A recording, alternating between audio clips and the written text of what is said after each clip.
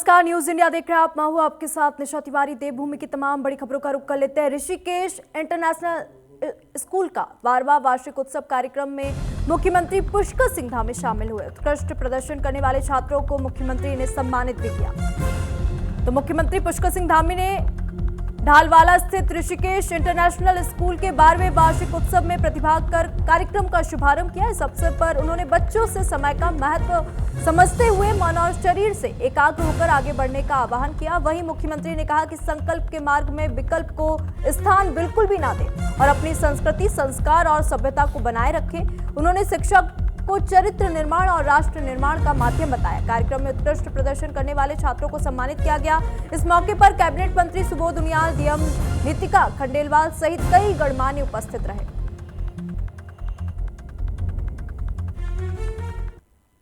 मैं सबसे पहले आप सभी को आज इस 12वें एनुअल डे की आप सभी को मैं अपनी ओर से बहुत बधाई देता हूं, शुभकामनाएं देता हूं। और आज इस विशिष्ट अवसर पर आप सभी के बीच आकर निश्चित रूप से मैं गणेश वंदना जब देखी यहाँ पर बच्चों के द्वारा बहुत शानदार प्रस्तुति यहाँ पर दी और मोहन डंग जी से मैं पूछ रहा था, मुझे ऐसा लग रहा था कि ये कोई इवेंट्स वाले बच्चे तो नहीं आए, कोई बाहर से तो नहीं बुलाया गया है।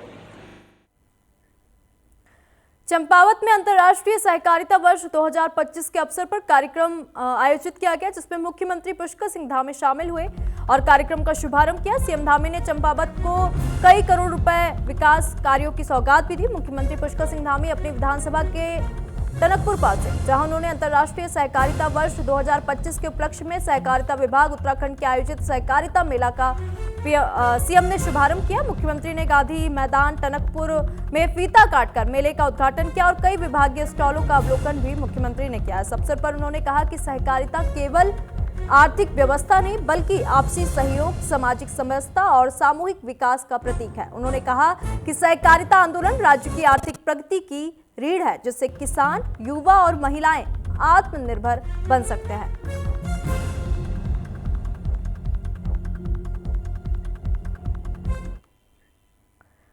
कांग्रेस की प्रदेश प्रवक्ता गरिमा ने बीजेपी सरकार पर करारा प्रहार किया, जहां उन्होंने कहा कि जब भी पार्टी कोई बड़ा फैसला लेती है तो उसके पीछे गहन अध्ययन और रिसर्च होता है। इसलिए कार्यकर्ताओं को अपने नेतृत्व पर पूरा विश्वास रखना चाहिए, क्योंकि अविश्वास से नैया है वो डगमगा जाती है। गरिमा ने कहा कि कांग्रेस एक लोकतांत्रिक पार्टी है, जहां हर कार्यकर्ता को अपनी राय रखने का आजादी है।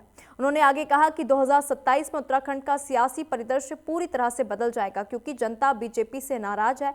उन्होंने कहा कि बीजेपी ने जनता से जो वादे किए थे उन्हें निभाने में पूरी तरह से बीजेपी नाकाम रही।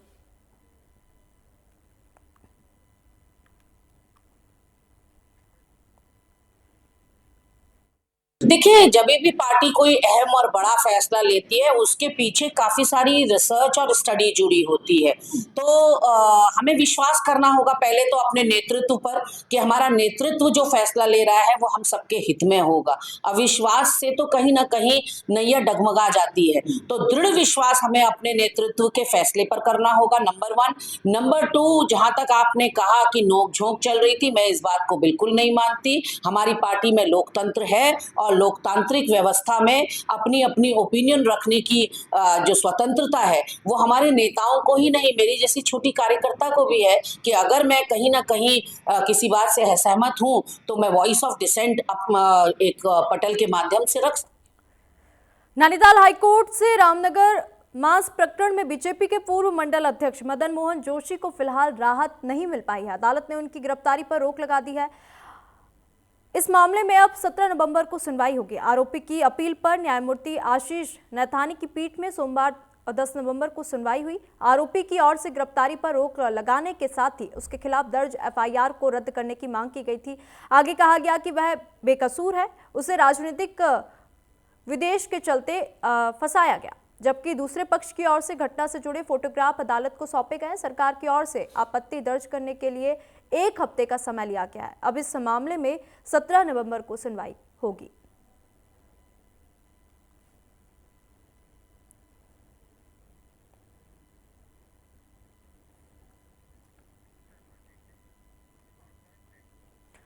देहरादून में हरिद्वार से बीजेपी सांसद और देवभूमि विकास संस्थान के संरक्षक त्रिवेंद्र सिंह रावत ने प्रेस कॉन्फ्रेंस की। बता दें कि इस दौरान उन्होंने आज के समय में वैवाहिक जीवन में बढ़ रहे तनाव और अलगाव पर चिंता जताई। साथ ही बताया कि गंगाधारा 2.0 कार्यक्रम का समाज में बिखरते रिश्तों की गहराई से पड़ताल करेगा। बता दें कि इस आयोजन में देहरादून विश्वविद्यालय सह आयोजक की भूमिका निभा रहा है। तो वहीं त्रिवेंद्र सिंह रावत ने बताया कि ये कार्यक्रम 15 नवंबर को संस्कृति विभाग के हरिद्वार रोड स्थित प्रेक्षागृह में आयोजित किया जाएगा।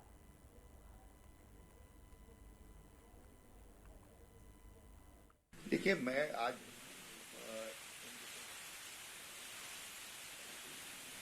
क्योंकि मैं चाहता हूं कि इस पर हमारा एक पॉजिटिव, एक सकारात्मक, हाँ वो ठीक है, पर हम इस पर फोकस करना चाहते हैं। इस पर किसी और दिन बात करेंगे।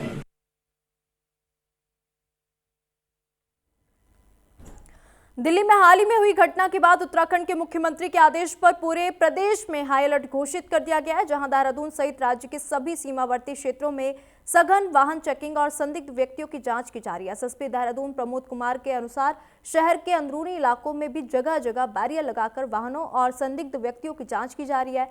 एसपी ने बताया कि देहरादून सिटी, विकासनगर और ऋषिकेश में पुलिस ने फ्लैग मार्च भी निकाला है। देहरादून में ये फ्लैग मार्च दिल्लाराम चौक से शुरू होकर घंटाघर, दर्शन लाल चौक और फिर प्रिंस चौक तक निकाला गया। एसएसपी ने कहा कि इस कार्रवाई का उद्देश्य कानून व्यवस्था को बनाए रखना है और ये स्पष्ट संदेश देना है कि अगर कोई भी व्यक्ति शांति व्यवस्था भंग करने की कोशिश करेगा तो पुलिस सख्त कार्रवाई करेगी।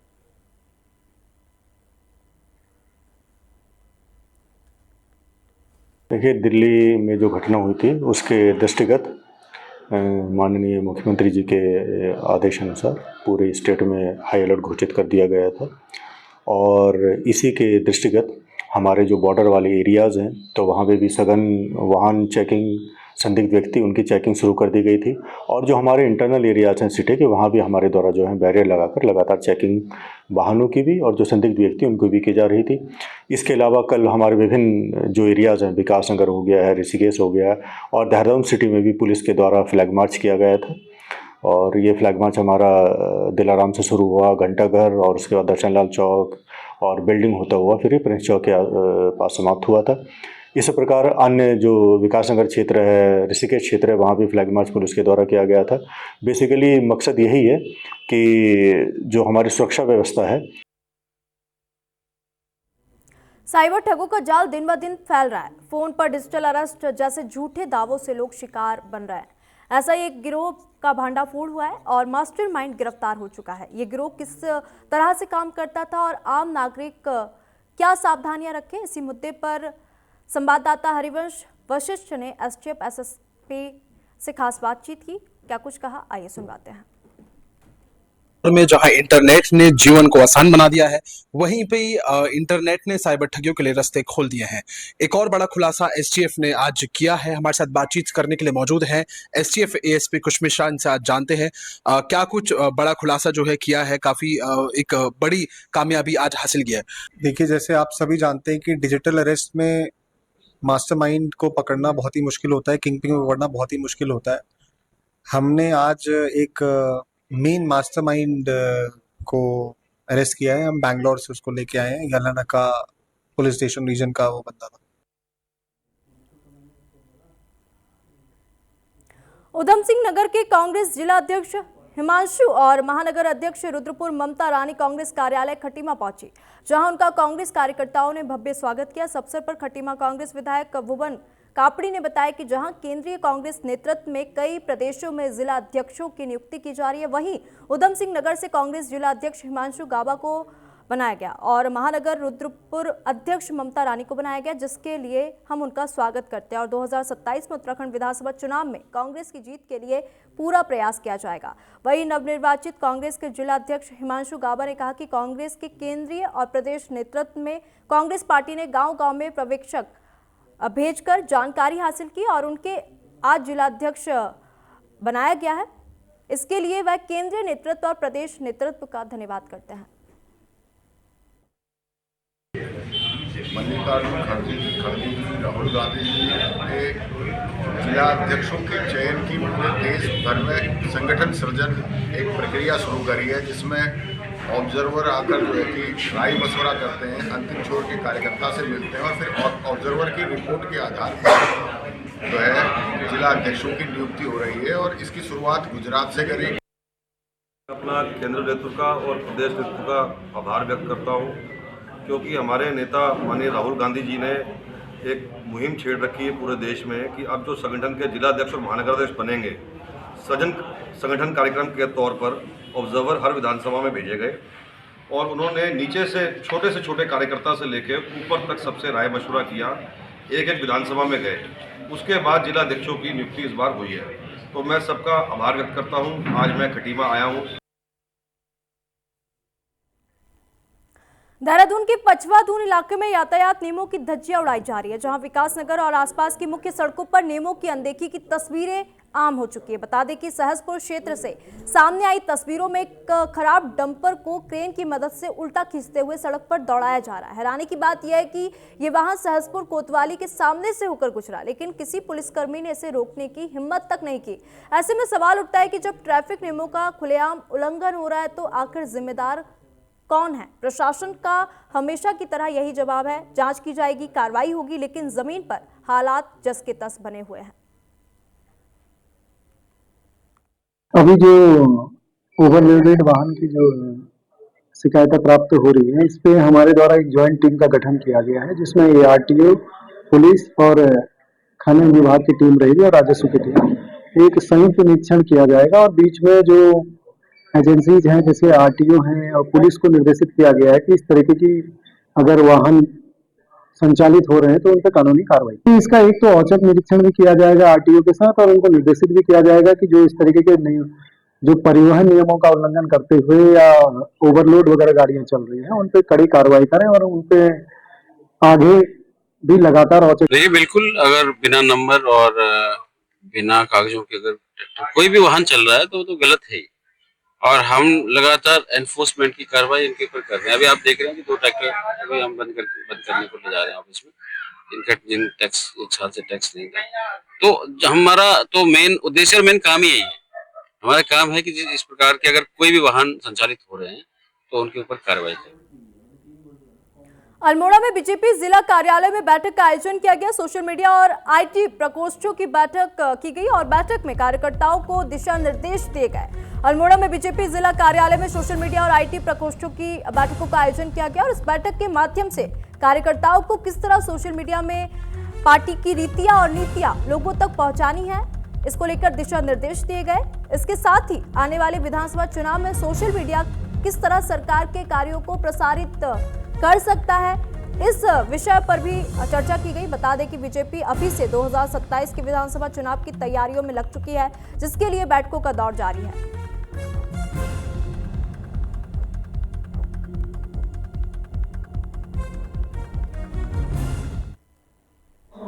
जिलावाई मंडलों की सारी बैठक है, जिसमें कि हमारे प्रदेश के IT के संयोजक और सोशल मीडिया के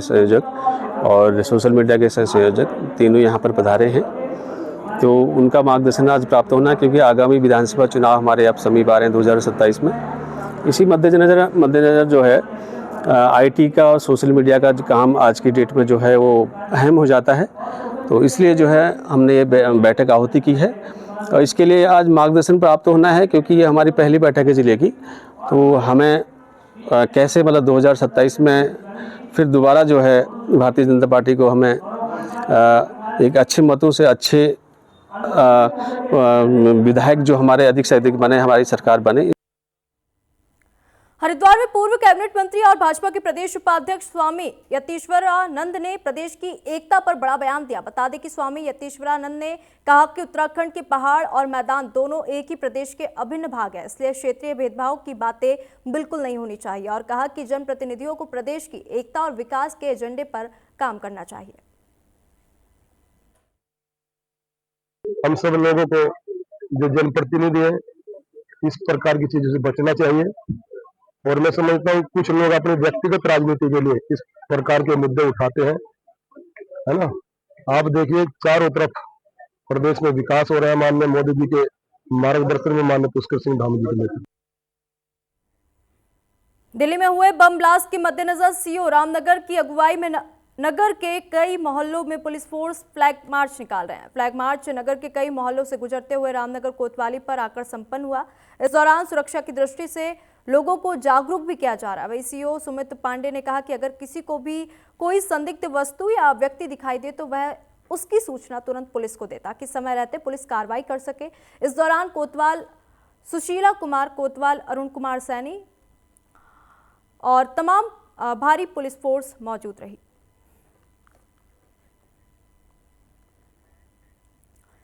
उत्तराखंड राज्य बनने के 25 साल बाद भी नए जिले नहीं बन पाए। राज्य गठन के उद्देश्य को आगे बढ़ाते हुए क्षेत्र के लोग बेरीनाग और गंगोली हाट विकासखंड को मिलाकर पिछले 3 दशकों से लगातार गंगावली जिला बनाने की मांग करते आ रहे हैं। आज तक उनकी मांग पूरी नहीं हो पाई। बेरीनाग और गंगोली हाट के स्थानीय लोगों का कहना है कि गुलाम भारत में अंग्रेजों ने क्षेत्र के ऐतिहासिक और धार्मिक महत्व को देखते हुए गंगावली को परगना बनाया। राज्य बनने के बाद हुए पहले पंचायत चुनाव में दोनों विकास खंडों की बीडीसी बैठक में जिला बनाने का प्रस्ताव पास कर शासन को भेजा गया।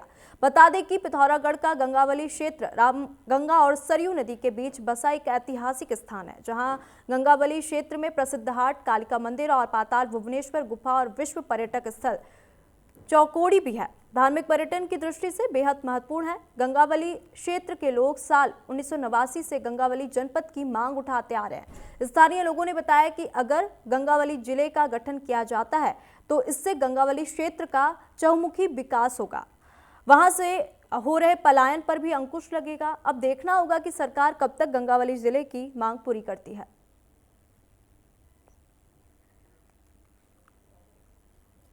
उत्तराखंड राज्य बनाने के लिए यहाँ की जनता ने, जनमानस ने बहुत ही संघर्ष किया और उन्हें एक सपना देखा था कि कभी उत्तराखंड में जिले बनेंगे, मुख्य इकाई का यहाँ पर कभी मुख्य विकास की धारा से यहाँ पर लोग को जोड़ा जाएगा। उसके तहत पूर्व से ही हमने गंगावली जिले की यहाँ पर मांग रखी थी।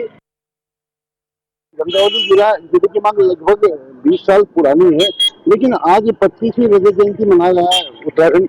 लेकिन क्षेत्र के देखा जाए कि विकास की दृष्टि बिल्कुल शून्य है। शिक्षा के क्षेत्र में देख लिया जाए, स्वास्थ्य के क्षेत्र में देखा जाए, सड़कों के क्षेत्र में देख लिया जाए तो बिल्कुल शून्य है। जनता परेशान है और जनता अपने हक के लिए, आंदोलन के लिए बाध्य होगी।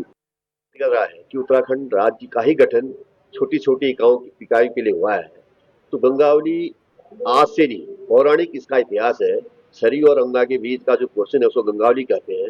निश्चित रूप से इसको जिला बनना चाहिए और ये भौगोलिक स्थिति से भी और हमारी संस्कृति के हिसाब से भी सरयू और गंगा के बीच का जो पोर्शन है उसको गंगावली जिला के रूप में बनाना। जिला हमारा जो गंगोली हाट, बेरीनाग ये क्षेत्र है, ये जिले के लायक क्षेत्र है। अल्मोड़ा, बागेश्वर, चंपावत से जुड़ा हुआ ये क्षेत्र है और उत्तराखंड राज्य प्राप्ति से पूर्व हम सब लोगों ने गंगावली जिले की मांग की लगातार मांग की और सरकार को चाहे कि छोटी छोटी प्रशासनिक इकाइयां बनाकर क्षेत्र का विकास हो, आम जनता को सुविधा मुहैया हो। ये हमारे उद्देश्य थे राज्य आंदोलन की लड़ाई लड़ने में कि यहाँ पर छोटे जिले होंगे, छोटी कमिश्नियाँ होंगी, तहसीलें होंगी और विभागें अलग अलग जो है छोटी छोटी इकाई में यहाँ पर गठित किया जाएगा। बड़े दुख के साथ कहना पड़ रहा है कि हम लोगों ने गंगावली जिले, बेरीनाग तहसील और गंगोली हाट तहसील को एक करके यहाँ पर जिले की मांग रखी और हमें उस समय आशा थी कि ये जो है उत्तराखंड बनने पर अवश्य जो है ये जिला बनेगा। राज्य में आपदा के दौरान क्षतिग्रस्त हुई सड़कों की मरम्मत का काम अब पूरा कर लिया गया है। लोक निर्माण विभाग के सचिव पंकज कुमार पांडे ने बताया कि आपदा के बाद जिन रास्तों को नुकसान पहुंचा था उन्हें चालू कर दिया गया है। वहीं जिन स्थानों पर बड़े पैमाने पर मरम्मत की आवश्यकता थी उनके लिए एस्टीमेट तैयार कर स्वीकृति की प्रक्रिया जारी कर दी गई है और कहा कि मुख्यमंत्री के निर्देश अनुसार राज्य की सभी सड़कों को गड्ढा मुक्त कर दिया गया है। इसकी क्रॉस जांच के लिए सभी जिलाधिकारियों को निर्देश भी दिए गए हैं। वे अपने स्तर से सड़कों की स्थिति की समीक्षा करें। अगर किसी जनपद में कोई सड़क छूट गई है या अतिरिक्त कार्य की आवश्यकता है तो विभाग तुरंत उस पर भी काम करेगा। उन्होंने ये भी बताया कि जिन अधिकारियों ने निर्धारित समय में काम पूरा नहीं किया उनके खिलाफ कार्रवाई की जाएगी।